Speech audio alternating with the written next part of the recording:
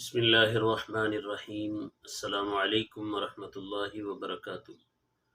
امید ہے تمام احباب صحت و سلامتی اور بخیر و عافیت ہوں گے۔ آج کی ہماری ویڈیو کا ٹاپک کہ اذان کن کن مواقع پہ دینا مسنون ہے یا بزرگوں سے ثابت ہے۔ کچھ ایسے مواقع ہیں جیسے غم کے موقع پہ اذان دینا، اس سے اللہ رب العزت غم کو دور کر دیتے ہیں، اور بھی کئی مواقع جو احادیث کے اندر ذکر ہوئے ہیں اس کو آج ہم ذکر کریں گے۔ بسم اللہ الرحمن الرحیم۔ جزا اللہ عنا سیدنا محمد صلی اللہ علیہ وسلم ما هو اہلہ۔ حضرت علی کرم اللہ وجہہ فرماتے ہیں کہ رسول اللہ صلی اللہ علیہ وسلم نے مجھے غمگین دیکھ کر فرمایا، ابن ابی طالب میں تمہیں غمگین دیکھ رہا ہوں۔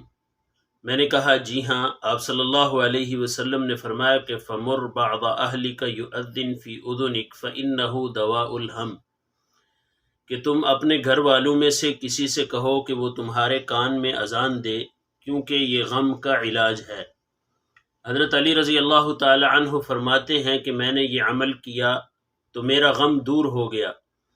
اسی طرح حدیث کے جو تمام راوی ہیں وہ بھی کہتے ہیں کہ ہم نے اس عمل کو آزما کر دیکھا تو اس کو بہت زیادہ مجرب پایا۔ اسی طرح جب شیطان کسی کو پریشان کرے اور ڈر لگنے لگے تو اس صورت میں بھی اذان دینی چاہیے۔ حضرت سہیل بن ابی صالح رحمۃ اللہ علیہ کہتے ہیں کہ میرے والد نے مجھے بنو حارثہ کے پاس بھیجا، اور میرے ہمراہ ایک بچہ تھا یا کوئی ساتھی تھا، تو دیوار کے پاس سے کسی پکارنے والے نے اس کا نام پکار کر آواز دی، اور اس شخص نے میرے ہمراہ جو تھا دیوار کی طرف دیکھا، اس کو کوئی چیز نظر نہیں آئی۔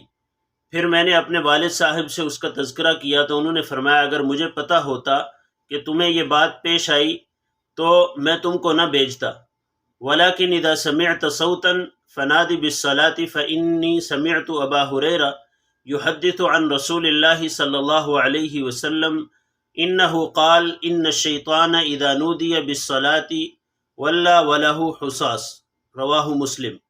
لیکن یہ بات یاد رکھو کہ جب تم کوئی آواز سنو تو بلند آواز سے اذان کہو، کیونکہ میں نے حضرت ابو ہریرہ رضی اللہ تعالی عنہ کو حضور صلی اللہ علیہ وسلم کی یہ حدیث بیان کرتے ہوئے سنا ہے کہ جب اذان کہی جائے تو شیطان پیٹھ پھیر کر بھاگ جاتا ہے۔ تو اسی طرح اور امداد الفتاویٰ کے اندر کئی مواقع جو بزرگوں نے نقل کیے ہیں کہ ان مواقع کے اوپر اگر اذان دی جائے تو اللہ رب العزت ان مصائب سے نجات عطا فرماتے ہیں۔ ان میں چند مواقع ذکر کرتا ہوں۔ ایک، جب کسی جگہ پر آگ لگ جائے، اسی طرح کفار سے جنگ کرنے کے وقت اذان دے، غصے کے وقت، جب مسافر راستہ بھول جائے تو بھی اذان دے، اور جب کسی کو مرگی کا دورہ پڑے تو اس حالت میں بھی اذان دینا منقول ہے۔ اسی طرح فرض نماز کے لیے بچے کے کان میں وقت ولادت، تو لہٰذا علاج اور عمل کے طور پر ان مواقع میں اذان کہنے میں کوئی حرج نہیں ہے۔ تو اذان ویسے بھی دعوت کاملہ ہے، تو اس لیے ان مواقع پہ علاج کے طور پر اذان دینا یہ منقول ہے۔ تو اسی طرح جب ہم سنت کے مطابق زندگی گزاریں گے تو اللہ رب العزت ہماری تمام مصائب سے، تمام تکالیف سے ہماری حفاظت فرمائیں گے۔ اللہ پاک ہم سب کو سنت کے مطابق زندگی گزارنے کی توفیق عطا فرمائے۔